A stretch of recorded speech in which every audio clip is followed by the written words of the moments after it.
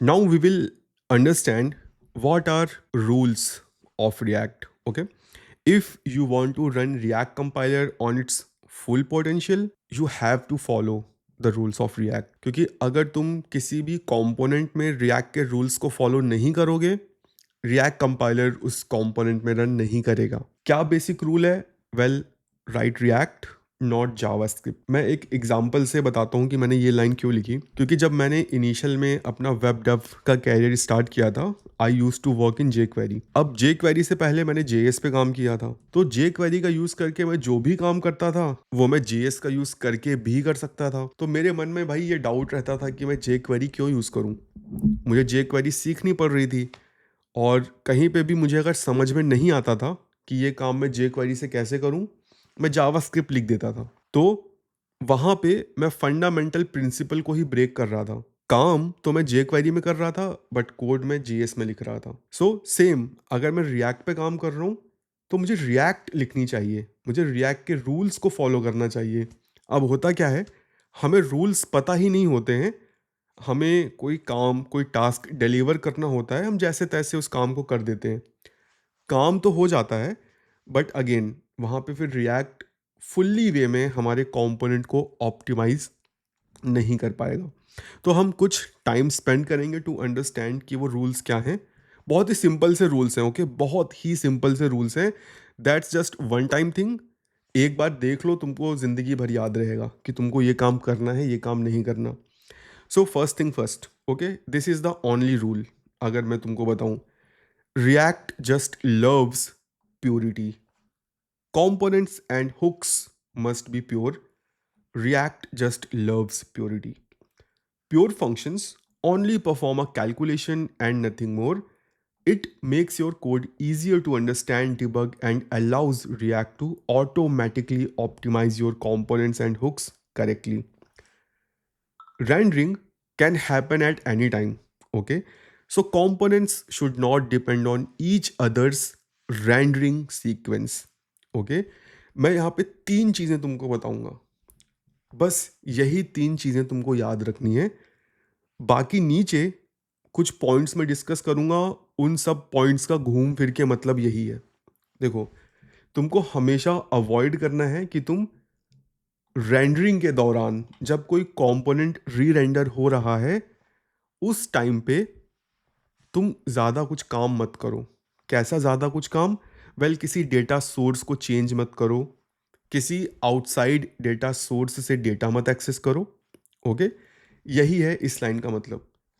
Try to have components that do not depend on each others rendering sequence. अब ये rendering का क्या मतलब है? रेंडरिंग कब होती है? जब भी तुम स्टेट को अपडेट करते हो, कंपोनेंट री रेंडर होता है. तो कहाँ पर कोड ना लिखें? वेल, GSX से पहले. ओके, सो ये वाला जो लाइन है, ये वाला जो एरिया है, लाइन नंबर 4 से लेके 6 तक, इस एरिया में तुम्हें कोड को अवॉइड करना है. You can write your code inside use effect. इसके अंदर जो करना है कर लो. फंक्शन है तुम्हारे पास हैंडल क्लिक, जो तुम क्लिक पे कॉल कर रहे हो, इसके अंदर जो करना है कर लो. बस बाहर कुछ भी मत करो, बाहर रायता मत फैलाओ. यहाँ पे कोई फंक्शन मत कॉल करो जो कि डेटा वेटा फेच कर रहा है, जो कि डॉम वॉम को चेंज कर रहा है. यहाँ पर तुम विंडो डॉट इनर विड्थ वगैरह एक्सेस मत करो, लोकल स्टोरेज मत एक्सेस करो. इन शॉर्ट, खुले में कुछ मत करो. यूज इफेक्ट में जो करना है कर लो, फंक्शन के अंदर जो करना है कर लो, बस खुले में कुछ मत करो. यही है रेंडरिंग में कोड ना लिखने का मतलब. ये पहली चीज़. और बाकी चीज़ें भी इसी चीज़ से रिलेटेड हैं. In short, avoid changing anything while a component is rendering.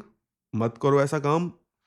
Avoid accessing from a data source which can change during rendering. In short भाई, रेंडरिंग के टाइम पे अवॉइड करो चीज़ों को करना. एक लाइव एग्जांपल दिखा देता हूँ क्या कॉन्सिक्वेंस हो सकता है अगर तुम लोकल स्टोरेज से कुछ एक्सेस कर रहे हो. For example data, while rendering एक बार कंपोनेंट रेंडर हुआ, कुछ और डेटा आया, किसी और कंपोनेंट ने डेटा चेंज कर दिया, फिर ये री रेंडर होगा, इसको कुछ और मिलेगा. तो रिएक्ट अब प्रिडिक्ट नहीं कर पाएगा कि किस पे रिलाई करूं. एक दूसरा एग्जांपल दिखा देता हूं. इस ऐप कंपोनेंट के बाहर एक वेरिएबल है स्कोर इक्वल टू 10, और यहाँ पे मैंने एक दूसरा कंपोनेंट बनाया फंक्शन स्कोर कैपिटल S होगा and let's return h1 score is score, और वाइल रेंडरिंग मैं स्कोर को अपडेट कर देता हूँ, score equal to score plus 10। अपने को ऐसा नहीं करना चाहिए।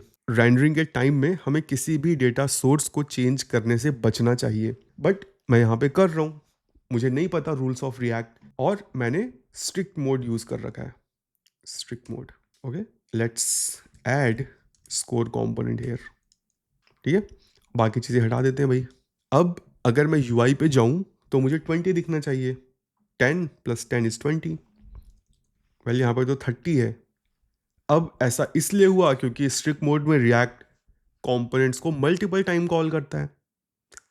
अब यहाँ पे मेरी एप्लीकेशन इनकंसिस्टेंट स्टेट पे चली गई। रिएक्ट कंपाइलर यहाँ पे अच्छे से काम कर ही नहीं पाएगा, बट रिएक्ट कंपाइलर से पहले तुम्हारी एप्लीकेशन ही ब्रेक हो गई। अब तुम ये सोच सकते हो कि भाई स्ट्रिक्ट मोड तो बस डेव मोड में चलता है, प्रोडक्शन में चीज़ें सही चलेंगी, बट रिएक्ट तुम्हारे कंपोनेंट को इंटरनली भी कई बार कॉल करता है और अपडेट्स को वो सस्पेंड कर देता है टू ऑप्टिमाइज। तो अब अगर तुम कुछ ऐसा काम करोगे तो तुम्हें इनकंसिस्टेंट डेटा UI पे देखने को मिल सकता है। So never access a data source that is outside your component while your component is rendering, and do not change a data source जो कि component के बाहर है। Okay? So just avoid it। यही 3 चीज़ें हैं जो तुमको ध्यान रखनी है। बाकी अब मैं जो भी बताऊंगा वो सब इन्हीं चीज़ों से रिलेटेड है। Okay, now why purity is important.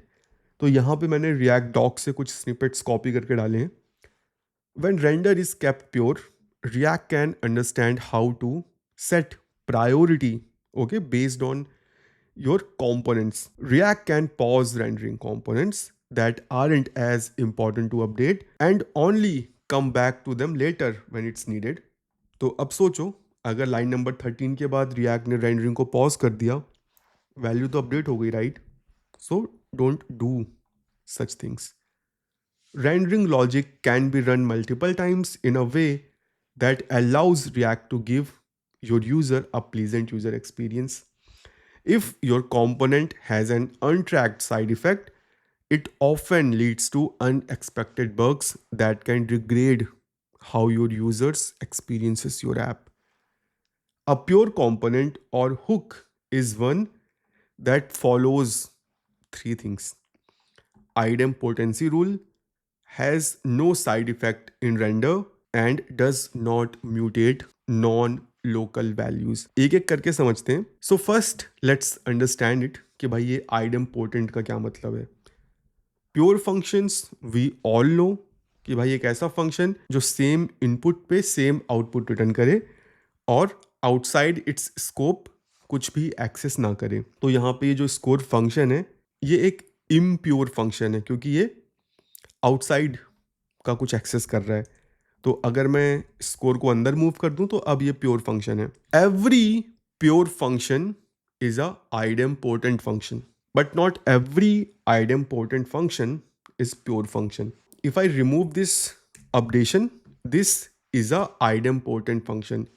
एक ऐसा फंक्शन जो कि सेम इनपुट पे सेम आउटपुट रिटर्न करे, सेम इनपुट पे सेम आउटपुट रिटर्न करे, and your function can access anything outside from its scope.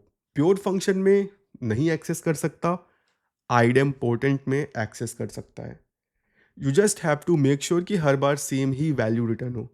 अगर मैं स्कोर को मॉडिफाई कर दूं तो हर बार सेम नहीं रिटर्न होगी। ओके, सो आइडेम्पोटेंसी का मतलब यही होता है।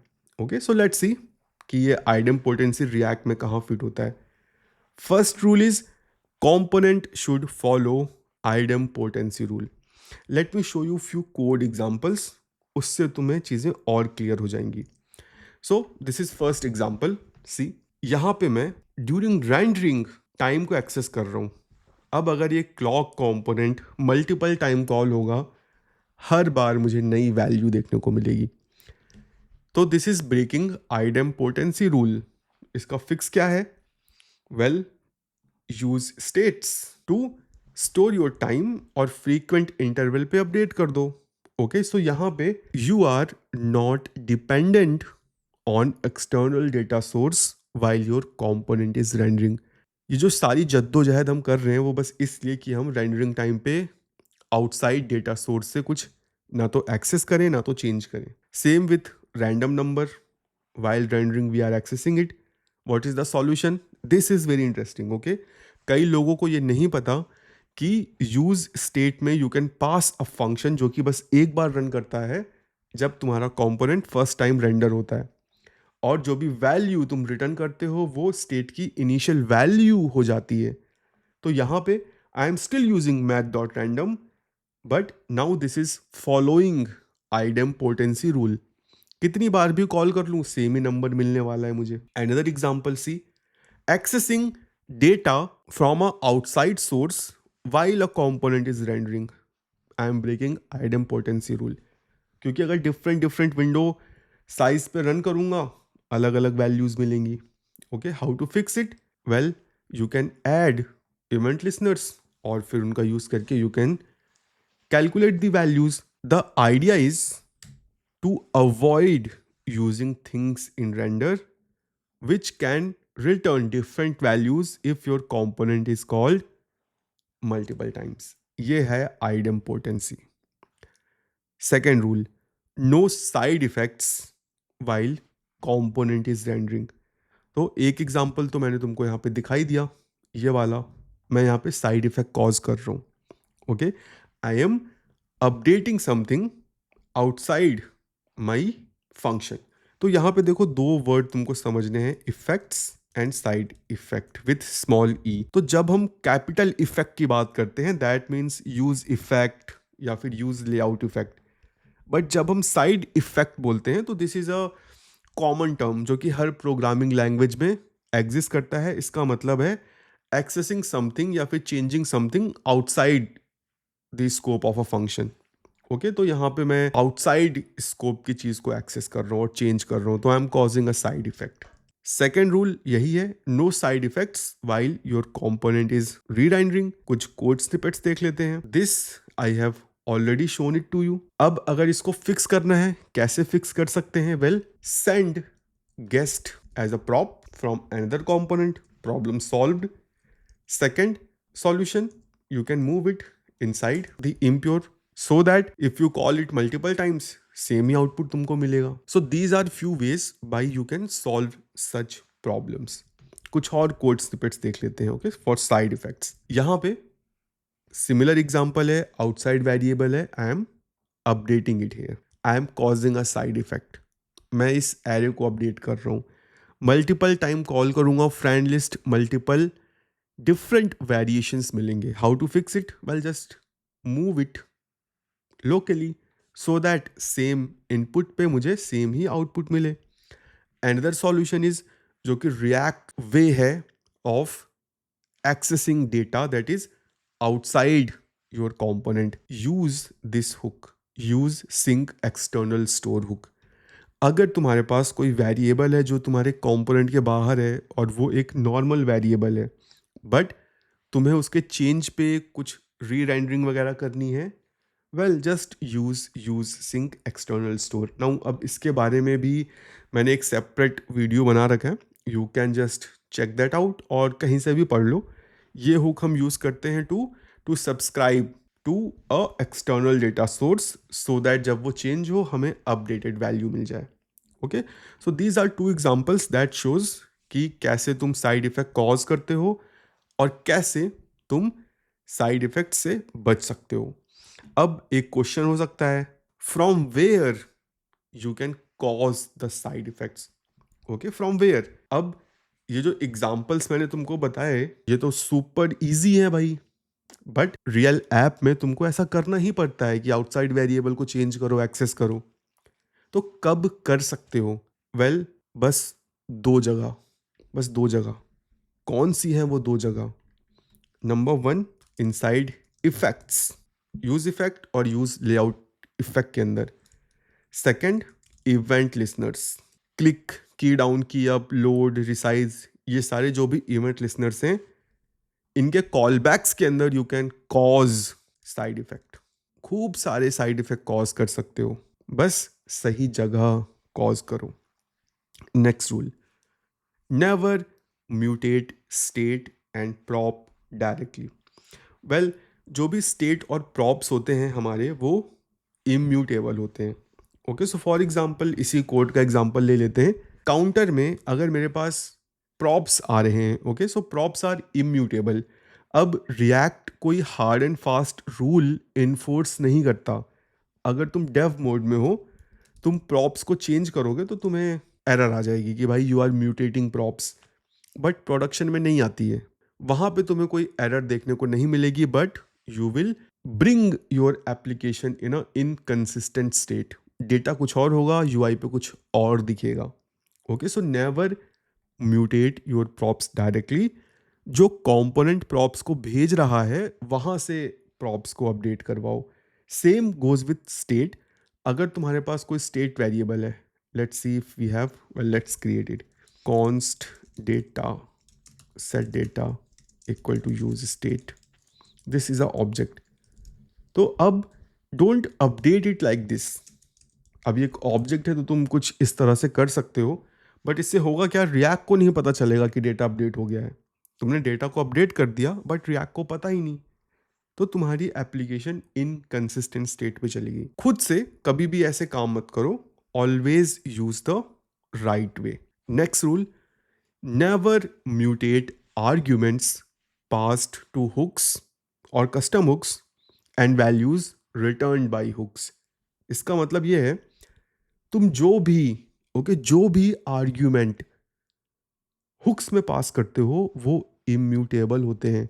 सो अगर तुम्हारे पास कोई एक कांस्टेंट है, फॉर एग्जांपल कॉन्फिग, और तुमने इसको यूज स्टेट में एज अ आर्ग्यूमेंट पास कर दिया, तो अब रिएक्ट के लिए ये जो कॉन्फिग ऑब्जेक्ट है ये इम्यूटेबल है।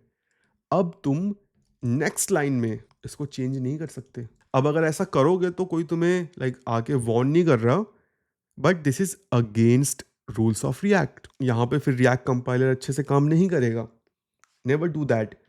और अगर तुमने खुद से भी कोई कस्टम हुक बना रखा है, फंक्शन यूज माई हुक, और इसमें तुमने कोई आर्ग्यूमेंट भेजा है, फॉर एग्जांपल हमने इस कॉन्फिग को ही चलो भेज दिया, यूज माई हुक कॉन्फिग, तो same goes with this also. Okay, तुमने कॉन्फिग को भेज दिया, अब नेक्स्ट लाइन में चेंज नहीं कर सकते।